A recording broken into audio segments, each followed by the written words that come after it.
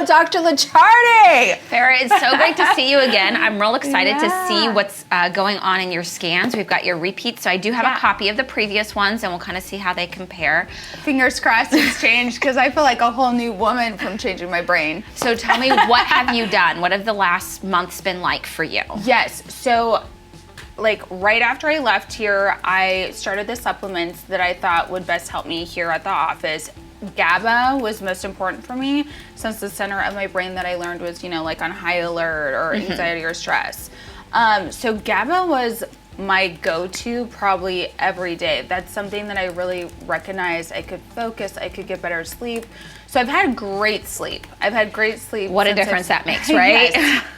But I also felt, because I was getting better and better sleep, I had unknown outer elements attacking my system when I left here. So I actually had to move. I had mold. So I don't know if anyone talks about mold and what that does to your brain, but oh my goodness, you had so I had the to blood move. work that we had said, hey, get this blood work done. Was that part of? Did that start to show that there was something going on? Is that how you figured out? So yes, and also it was like my brain, I guess, felt like me understanding myself. I could understand more of my environment, and I was, I think, ignoring the fact that this brand new place that I had just moved in for my move had mold in it.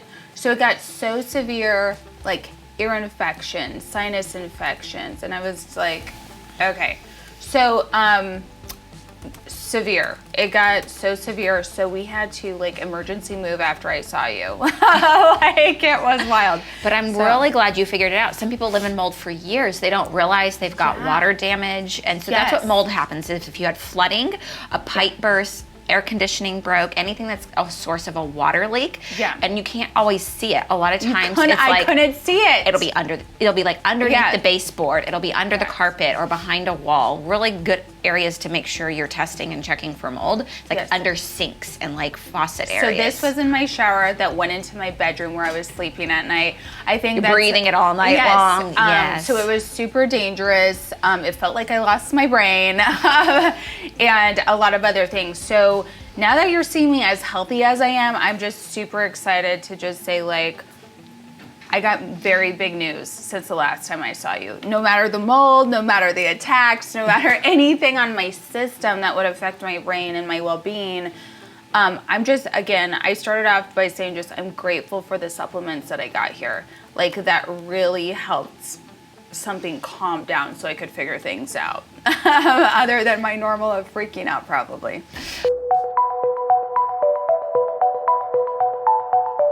We did have you do another scan where you take a test beforehand to get you to concentrate. We know you have ADHD, so it's not surprising you had a little trouble on the ADHD test. So we won't belabor it because it's the same one that you took last time. Oh, cool. So where the line is average. Everything below the line is better than average, and above the line is worse than average.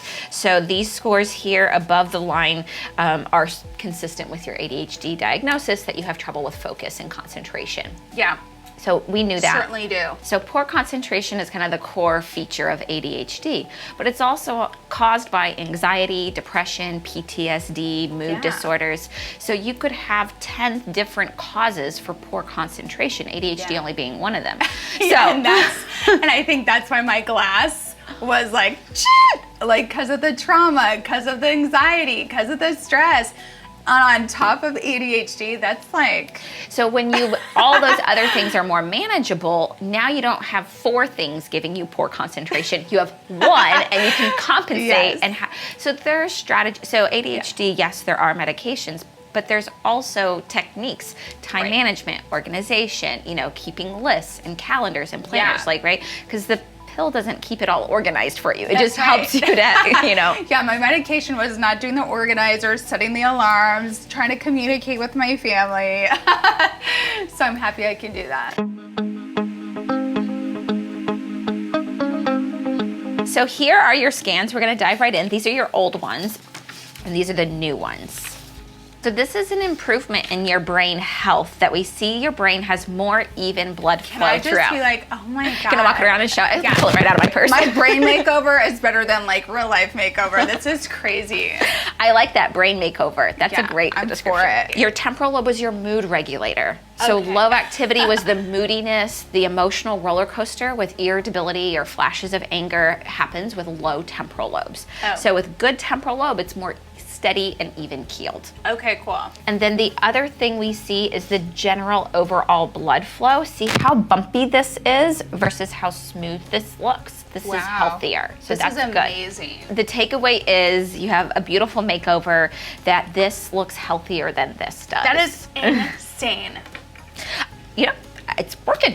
What you're doing is working. Literally, whatever my brain's been telling me to feel better, that's what I've been doing. When it's like neurofeedback, oxygen, whatever. So this is great news. This is what we love to see. Yeah, brain was like, whoa, that is crazy. Really, this looks like kind of like the sample scans. Like, we say this is a healthy brain. It should have good, even blood flow. Thank you. Thank you. I'm so happy I have a healthy brain now. I'm like, God bless it. So that's taking a look at the outside surface. This is the internal activity. Okay. And so here we do see there's a lot more happening. So in March, you had some activity in these areas. And now what we see is there's more action happening here. And then we compare that to how that relates to what you're experiencing in your life, because some people more activity can cause problems and some people more activity can actually motivate them or increase their drive. Okay. So we start off by looking at your basal ganglia here. So your basal ganglia had some activity before, but it's increased now. So these are your anxiety centers. Not all anxiety is bad anxiety. So too much anxiety is overwhelming. It's the negative, what if, imagining worst case scenarios, expecting bad outcomes. So I have to say, when my brain looked like this, it was always just making things a bigger and bigger deal for me. Like thinking way in advance about something, making it up. I was like creating problems that aren't even there yet. Yeah, I was creating, I felt like anxiety. So I hope that this activity is positive activity, because it's, at least both sides of the brain are on. But yeah, so one, it's more even. You do expect to see symmetrical, so that's better. The other thing is zero anxiety is not good either. That's apathy. If you don't have any anxiety, you don't care. You're not motivated. Yeah, I was very much not in a motivated space. So anxiety can be a driver for motivation. And so people who are really highly driven, right, independent, CEO, right here, girl, right here, entrepreneurs, right, you need to have a high, like, if you have a 9-to-5 job that you just show up and you do your job, and that's one level of motivation. But if it all rides on you're running a company, you're a CEO, you're an entrepreneur, you have to have an extra level of motivation to be able to have that sort of success, because nobody's holding you accountable. You've got to do it yourself, right? Yeah, and I need to envision things. I need to create things. I don't need to make things up and cause problems in my head. There's two different brains here we're seeing. Yes. Show me that one. Yes. So it's how you harness the anxiety. And the way the anxiety was happening before was dragging you down the rabbit hole, right? Yeah, literally. Now the anxiety is pushing you forward towards vision and dreams and drive. So that's good. I love it.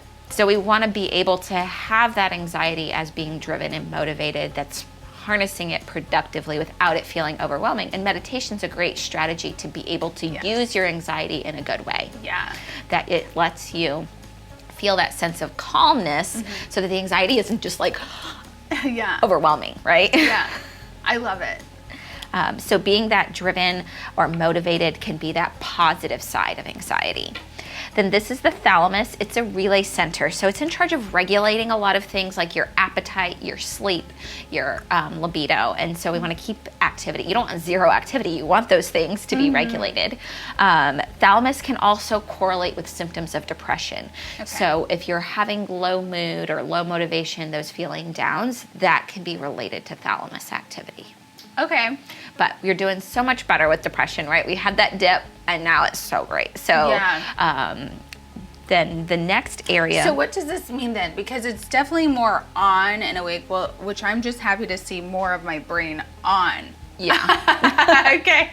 I was like, whoa, someone's gotten dormant and in a hole in this brain. You know what I'm saying? Yes. So this is a positive then. So yes, and it's normal for people to have activity in the thalamus. It sends a lot of messages, like you want thalamus activity. It's in charge of like relaying it's a relay center and a regulation center. Okay, cool. The next area is your anterior cingulate. That's here. So we didn't really see much anterior cingulate before. Now we find that kind of showing up more. Okay. Your anterior cingulate is your gear shifter. So high activity can be a good thing when it looks like reliability and consistency. So that you are, you're going to do things the same way. So it's going to have a good outcome, that you're going to be reliable and consistent with that. Amen to that. I'm like, yay, consistency. So we like anterior cingulate. The goal is not 0. We don't want to eliminate it. We like having that consistency, and you combine it with the basal ganglia, so like really driven and like reliable. Those are strengths. We want to harness those strengths. Okay, love that. We want to be careful that it can also look like perfectionistic tendencies where going a little too far, if it has to be a certain way, or that all or nothing, that like it's perfect, and if I'm not perfect, then I'm a failure, right? Yeah, I got a good sense of compassion right now, so Good. I think it's like, but you have to like, again, envision so I can get it done. What I'm real excited to see is this improvement in your cerebellum down here. This looks a lot better. You had a sleepy cerebellum. This was a low activity down here, and that was also related to the overall health of your brain. So when your brain had low activity, it was more of a deactivation pattern, low activity in the cerebellum, which is responsible for your balance, coordination, and fine motor movement. That's touching your finger to your nose, walking heel toe in a straight line. How did I get through life, before? But your cerebellum also is part of your executive functioning. Yes. It works with that prefrontal cortex, and they communicate as part of your complex decision making and planning, that CEO functioning of your brain. Your cerebellum's involved in that. And so you had a low underactive cerebellum, reflecting the kind of overall low activity in your brain health. We call it a deactivation pattern. So like you said, now your brain is more active. That's what we want to see. Yeah, CEO was on break. CEO came back to office. Yes. Like, oh boy. So this is improvement. We're happy to see this better activity, more happening in your cerebellum. Okay, I'm just so happy it looks like the back of the brain, right? Is that the back? Yes, this is the back of your brain. Yeah, I'm just happy to see the back is on, Yeah, it's healing. Brains are resilient. They want to heal. Okay. So if we give them what they need, your brain wants to get better. That's awesome. Yeah, I can't wait to be in touch. So do I have to keep doing these every 6 months? No, it's better. Okay, cool. So it will not go like, I don't, like when you go on a diet and then 6 months later, you got to find a new diet. No, so your brain, unless something changes, right? Yeah. If you have a new something that comes up that puts you at risk, okay, then new problems can worsen your brain health, but you've addressed the current problems and you've healed from it, and so you keep doing the good things that you're doing. It's going to stay good. Yeah. Okay, awesome. All right, I'm going to take myself out, pat on the back. Yeah. And this also then it makes it so rewarding that it's measurable. Like, I feel better, so it's worth doing these things because I can tell I feel better. Yeah. But it's also one of those things like, well, it's so worth doing. Look how much better my brain works. I am just so grateful. And I'm just so grateful to understand my health and what I can help myself with. Yeah. Awesome. Yeah, thank you so much. I don't think you probably need me much anymore. You're doing fantastic. I love that. Thank you. I love it when I say you graduated, right? Like, thank you. Yes. So if you need me, I'm here. Yes. But you've achieved the goals that you set out. Heck yes, I did. You're on a great path. If you need any check-ins, you're welcome to. Yes. But you're doing great.